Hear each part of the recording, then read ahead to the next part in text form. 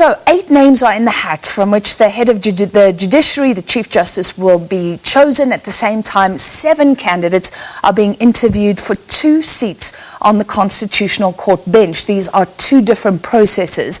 It is the first time around that the Council, the Council for the Advancement of the SA Constitution, or CASAC, criticised the interviews for Constitutional Court judges for being political. EFF leader Julius Malema at that time grilled Judge Dhaya Pillay, for example, about her relationship with the Minister of Public Enterprises, Pravin Gordhan.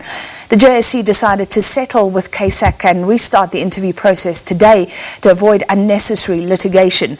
To discuss, we're now joined by Mbekezeli Benjamin from research organisation Judges Matter. Thank you for being with us. Firstly, did Judges Matter agree or disagree with CASAC that the first time around these interviews for Constitutional Court judges were flawed? Good evening, Francis, and good evening to the viewers. We agree with CASAC and the issues that they raised concerning how the interviews were run, particularly because this is an issue that we've been raising for some time, that the Judicial Service Commission doesn't have a criteria which it uses to guide its interviews, and particularly the questioning, and this leads to an unfairness in the process. So we were not surprised at all when CASAC actually went to court, because it's an issue that we've also been raising for a number of years. All right, there's a little bit of interference. If you can switch off any audio sources that you have for me, that will help, Mr. Benjamin. Are things looking better today? Have you liked what you've seen today? My apologies, Francis. I'm actually in the interview, observing the interviews right now, so that the sound is coming from there. I'm not sure if you can still problem. hear me. If you can turn your audio down, but we can still hear you, so you can still answer the question: are things looking better? Yes, they seem to be a whole lot better in the sense that the mood in the room is different. I suppose the chairing of Judge Zondo does have an element to that. The interviews themselves don't seem to be as combative as they were in April.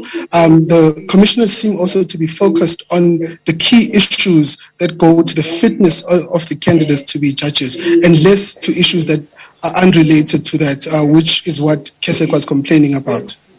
So the first time around, there were some issues around the questioning of Justice Dhaya Pillay, as well as, I think, David Unterhalter, the High Court judge. He was being grilled not a long time ago. And Julius Malema, the EFF leader, still there. He has questioned other justices around the time that the Constitutional Court takes to deliver urgent judgments. Do you think that is all fair enough? What's going on today? Yeah, the questions, they seem to be quite even-handed. They are really strong and they're robust in their questioning. There's also some rigor from all the commissioners, including Commissioner Malema. So those are all the qualities that we hope would come into a process like this. So it is encouraging. Judge Unterhalter was again asked about the issue of the Israel-Palestine and his involvement in the SA Jewish Board of Deputies. And it was important to the question, the way that it was framed, it seemed to be pointed, and so he was able to deal with that issue quite head on, which is what we were hoping would happen. Yeah. The judge now who cuts across both these processes, one the selection of the Chief Justice as well as the ConCourt's judges, is of course the acting Chief Justice Raymond Zondo, because he's presiding over these JSC interviews. Many are saying this is an opportunity for him actually to show his leadership. Do you agree? Well, that view is understandable because he is on the spot, I suppose. So that view is completely understandable. But so far from what we see, he seems to have a hand on things, and if that is a credit to his candidature for Chief Justice, then it's a credit that is earned. All right, let's talk about Chief Justice, because the names in the hat were announced today. Some are controversial, like Judge John Dhaya. Of course, he has a finding of gross misconduct against him by the very Judicial Service Commission. Just tell us about the process from here on in, given that it's just a matter of days you are tracking that before Chief Justice Mogoeng retires.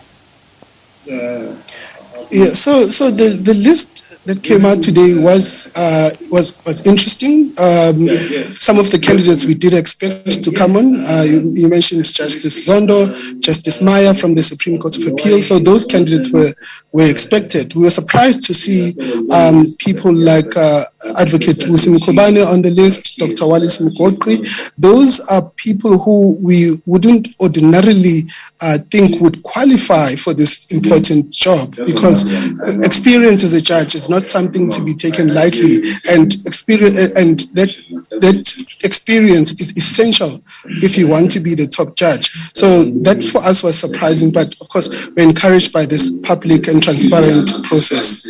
Well, there can be objections now. The presidency has asked that. Do you expect a lot of objections?